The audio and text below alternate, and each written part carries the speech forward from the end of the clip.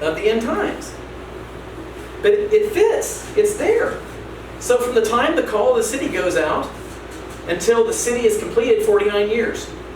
In the 49th year, the clock starts. At the end of that 49th year, before the 49th year is over, the clock begins. And if you go forward 62 years of weeks, in other words, 62 times 7, right? You end up landing in the year that Jesus died, on the month that Jesus died, and the day that Jesus died. This prophecy was fulfilled in Jesus. But there's this 1 week that's left over. It's called Daniel's 70th week. There's a 7-week period, and I'm like, why is it 6 weeks?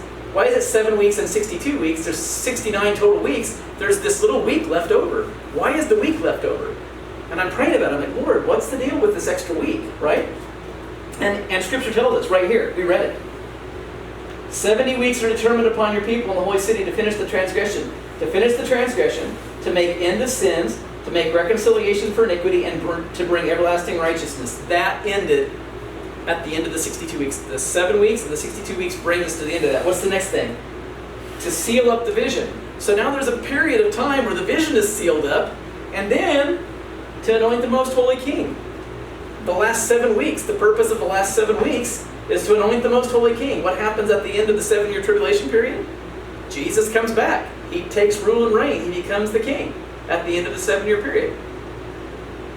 So it all makes sense. It's all right there. We're told in Scripture, these things are going to happen. There's going to be this span of time, and then there's going to be a 7-year period at the end. And it's the time of the end. If you want to know why people say that there's a 7-year tribulation period, this is it. It's Daniel's 70th week. It doesn't happen until the end of the times. It says, after 62 weeks, Messiah will be cut off, which he was, not for himself. Verse 26. We're going to stop here. We're almost done. Not for himself. And it says, and the people of the prince that will come will destroy the city. And it says the people of the prince. It doesn't say that the prince himself. It doesn't say that the beast himself is going to destroy the city. It says the people of the prince. The Romans are the ones that destroyed Jerusalem. The people of the prince who will come. So we have people, in other words, this prince who will come somewhere in the future, the people from whom this prince will come are the ones who will now destroy Jerusalem. The Romans come and destroy Jerusalem. They settle the known world. It says that they'll come with a flood, and until the end of the war, desolations are determined. In other words, there's going to be this kind of stuff going on until Jesus comes back.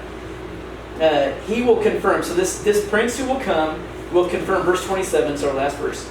The prince who will come will confirm the covenant with many for 1 week. In other words, this man who's going to come, now we know a little bit more about the beast man. The beast man that's going to come is going to make a covenant. It's going to confirm it, an authoritative covenant with the nation of Israel. It's going to be 7 years. It says they'll confirm the covenant for 1 week, for 7 years.